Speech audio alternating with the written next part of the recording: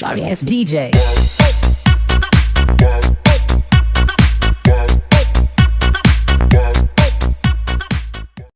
Assalamualaikum warahmatullahi wabarakatuh. Halo teman-teman semuanya, kembali lagi dengan saya Sepnia Merianti Tampu Bolon tentunya ya. Pada video kali ini seperti biasa saya akan melanjutkan pembahasan kita mengenai Relative Securities and Earning per Share. Jadi buat teman-teman yang belum menonton video saya sebelumnya, supaya pembahasan kita lebih mudah dipahamin, teman-teman boleh melihat video saya sebelumnya ya. Dan kalau teman-teman ingin melanjutkan pembahasan kita, nah tepat sekali teman-teman melihat video ini. Oke, langsung saja kita bahas.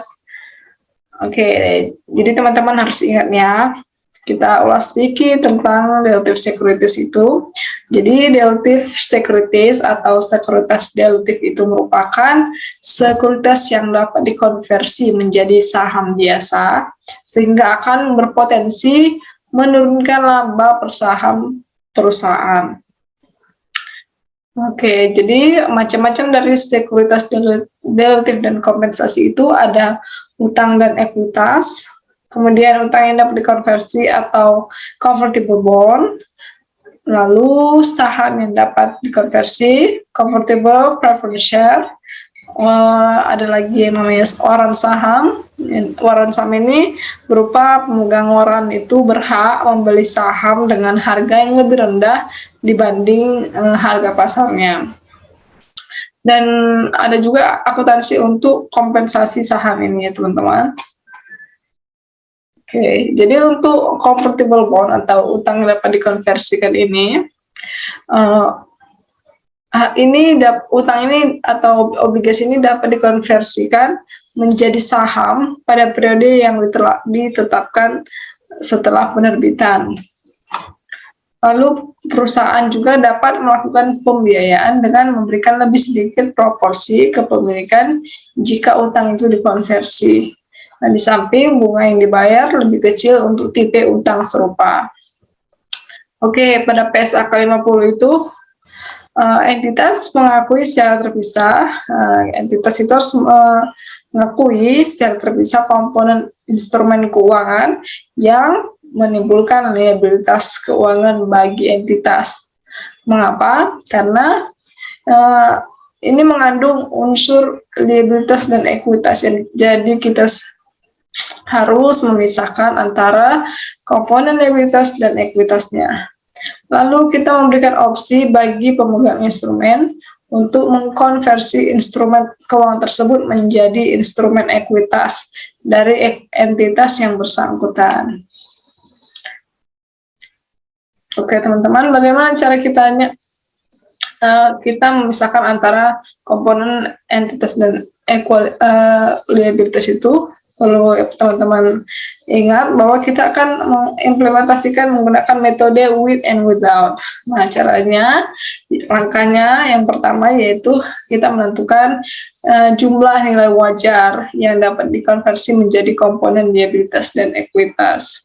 Dan langkah yang kedua, kita menentukan komponen liabilitas dengan menghitung net present value atas arus kas masa depan pada tingkat suku bunga pasar.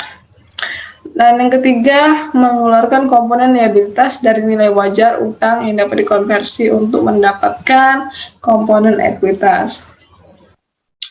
Oke, di sini saya memberikan sedikit ilustrasi. Jadi ada PT ABC menerbitkan 1.000 lembar obligasi yang dapat dikonversi dengan nilai nominal sebesar di sini teman-teman 200 juta ya, bukan 200 juta pada awal tahun 2013. Nah, obligasi tersebut memiliki periode 6 tahun dengan pembayaran bunga 7% setiap akhir Desember. Jadi pembayarannya itu adalah tahunan ya teman-teman, atau annually. Jadi setiap obligasi ini dapat dikonversi menjadi 100 lembar saham dengan nilai 500 ribu suku bunga untuk obligasi sejenis adalah 9%. Nah, suku bunga pasarnya itu ada 9% ya teman-teman. Oke, langsung saja kita bahas. Jadi tadi kita harus memisahkan komponen liabilitas dan ekuitasnya tadi. Yang pertama, komponen liabilitasnya pada saat obligasi itu diterbitkan pada nilai wajar. Ini dia, kita menghitung tadi yang namanya net present value dari nilai nominal atau prinsipalnya itu tadi. Ini teman-teman caranya.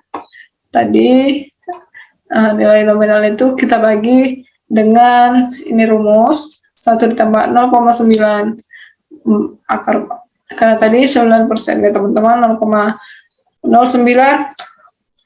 kita pangkatkan 6, ini periode ya teman-teman, pangkat 6, atau teman-teman juga bisa menggunakan tabel net present value. Oke, jadi kita memperoleh hasilnya itu sebesar 119.253.466,65. Oke, selanjutnya kita juga menghitung net present dari pembayaran bunga, karena obligasi itu juga harus kita membayarkan bunga secara periodik itu. Oke, ini dia, kita menggunakan net present value, kita kalikan suku bunganya itu tadi 7% ya teman-teman, 7% dikali dengan 200 juta, kita peroleh 14 juta. Kita net present value kan, maka kita peroleh hasilnya 62.802.860. Oke, ini dia. Oke, setelah kita tadi sudah mempresent value kan nilai nominal dan pembayaran bunga, kita jumlahkan tadi dari komponen liabilitas itu, kita peroleh nilainya sebesar 182.056.325. Oke, langkah selanjutnya apa lagi teman-teman? Ya, kita menghitung komponen, kita misalkan komponen ekuitas pada saat obligasi itu diterbitkan pada nilai wajar. Nah, bagaimana kita memisahkan? Ini dia caranya. Kita tadi menerbitkan obligasi itu pada nilai wajarnya itu adalah 200 juta. Kita kurangkanlah itu dengan nilai wajar komponen liabilitas pada tanggal penerbitannya. Ini dia tadi ya. Nilai wajarnya tadi kita peroleh dengan NPV tadi, itu sebesar 182.056.325. Maka kita perolehlah nilai wajar komponen ekuitas pada tanggal penerbitannya itu sebesar 17.943.675. Oke, jadi bagaimana jurnalnya teman-teman? Nah, kita akan menjurnal akun cash karena kita memperoleh cash atas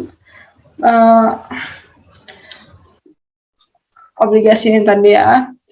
Kemudian di posisi kredit kita mengkreditkan akun utang obligasi. Itu sebesar tadi net present value-nya serta dengan bunga. Lalu di posisi kreditnya itu ada agio saham sebesar 13.943.675. Inilah teman-teman, agio saham ini merupakan bagian dari ekuitas, sedangkan utang obligasi ini adalah komponen dari liabilitasnya. Jadi ada 4 kondisi tentang convertible bond itu. Yang pertama ada obligasi itu tidak dikonversi menjadi saham biasa itu sampai pada saat dia itu jatuh tempo atau maturity. Lalu ada obligasi itu dikonversi menjadi saham biasa pada saat dia jatuh tempo. Kemudian yang ketiga, obligasi itu dikonversi sebelum jatuh tempo, dan yang terakhir obligasi itu dilunasi lebih cepat daripada jatuh temponya. Oke, untuk kondisi yang pertama tadi ada obligasi tidak dikonversi sampai dengan maturity, yaitu dia ya jurnalnya, kita akan menjurnal utang obligasi sebesar 200 juta dan cash sebesar 200 juta. Oke, karena kita di sini akan melunasi, karena tidak dikonversi, maka kita lunasi biaya sampai dengan Dari Temponya itu kita mengeluarkan namanya kas sebesar nilai dari obligasinya. Nah, dia akun agregat saham itu dikonversi sebesar 17.943.675 dapat ditransfer ke akun agregat saham biasa. Oke, untuk kondisi kedua, obligasi dikonversi pada saat maturity. Nah, jurnal yang kita catat yaitu agregat saham pada ekuitas konversi itu sebesar 17.943.675. Lalu di posisi debitnya ada juga utang obligasi sebesar 200 juta. Dan di posisi kredit saham biasa 50 juta. 50 juta ini tadi, ini ya teman-teman, dari ini dia. Obligasi itu dikonversi menjadi 100 lembar, dikali dengan 500.000. Teman-teman, dari teman-teman jangan bingung, nah ini dapatnya dari mana. Kemudian agregat saham biasanya di posisi kredit 167.943.675. Nah, akun agregat saham sebesar 17.943.675 ini akan ditransfer ke akun agregat saham biasa. Oke, untuk kondisi yang ketiga itu ada obligasi itu dikonversi sebelum maturity atau jatuh temponya itu ya. Oke, ini dia daftar amortisasi obligasinya itu teman-teman. Teman-teman bisa lihat, maka jurnal yang harus kita buat yaitu agregat saham ekuitas konversi sebesar 17.943.675.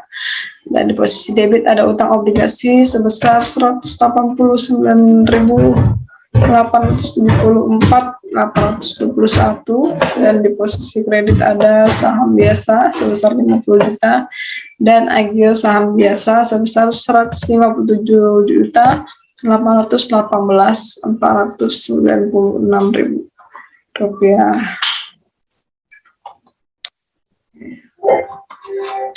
Baiklah teman-teman, sekianlah pembahasan kita mengenai Relative Securities and Earning per Share. Apabila ada kesalahan kata, saya mohon maaf.